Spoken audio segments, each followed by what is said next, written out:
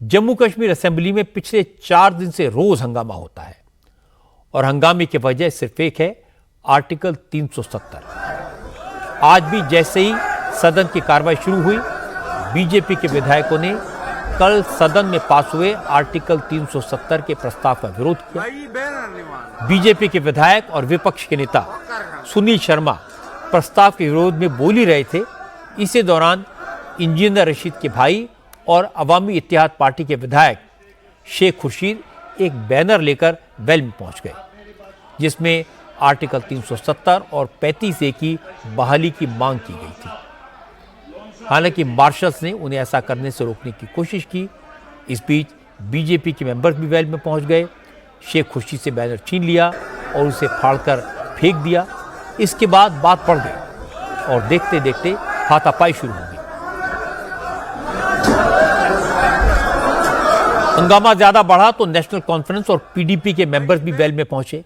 Marshals भी बीच बचाव की कोशिश करने लगे, लेकिन दोनों साइड के मेंबर्स आपस में भिड़ गए। आखिरकार स्पीकर के निर्देश पर मार्शल्स ने बीजेपी के 3 विधायकों को उठाकर सदन से बाहर कर दिया, लेकिन इसके बाद भी हंगामा रुका नहीं तो स्पीकर ने सदन की कार्रवाई स्थगित कर दी।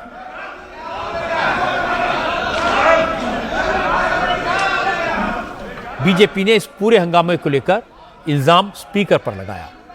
विपक्ष के नेता सुनील शर्मा ने कहा, स्पीकर अब्दुल रहीम राघर नेशनल कॉन्फ्रेंस के एजेंट की तरह काम कर रहे हैं। उमर अब्दुल्ला चाहे जो भी कर लें, वो अपने मंसूबों में कामयाब नहीं होंगे। आर्टिकल 370 कभी वापस नहीं आएगा। कल जिस प्रकार से एक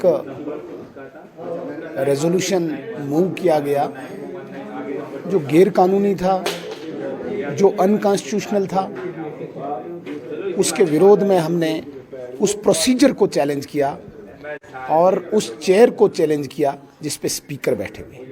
स्पीकर एक पार्टी का एजेंट की तरह एक्ट कर रहा था, बिहेव कर रहा था।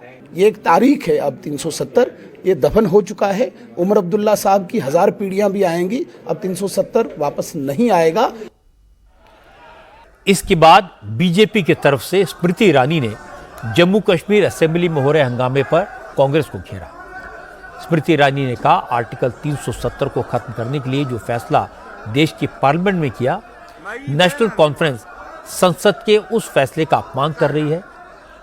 आर्टिकल 370 की वापसी का प्रस्ताव पास कर रही है और कांग्रेस खामोश रहकर उनका सपोर्ट कर रही है।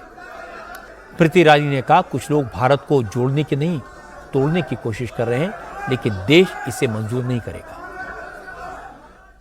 लोकतांत्रिक ढांचे के माध्यम से एक चुनी हुई सरकार भारत को जोड़ने की बजाय भारत को तोड़ने का प्रमाण दे रही है। आज मैं इंडिया अलायंस के नेताओं से पूछना चाहती हूं कि भारत की पार्लियामेंट और सुप्रीम कोर्ट का जो निर्णय सबको मान्य है, उस निर्णय का अपमान, उस निर्णय की अवहेलना करने का अधिकार कांग्रेस को, एनसी को देश में किसने दिया? मैं इंडिया अलायंस के सभी नेताओं को आश्वस्त करना चाहती हूं कि संसद द्वारा पारित धारा 370 पुनर्स्थापित नहीं होगा और जम्मू कश्मीर को भारत से बांटने का उनका ये प्रयास कामयाब नहीं होगा।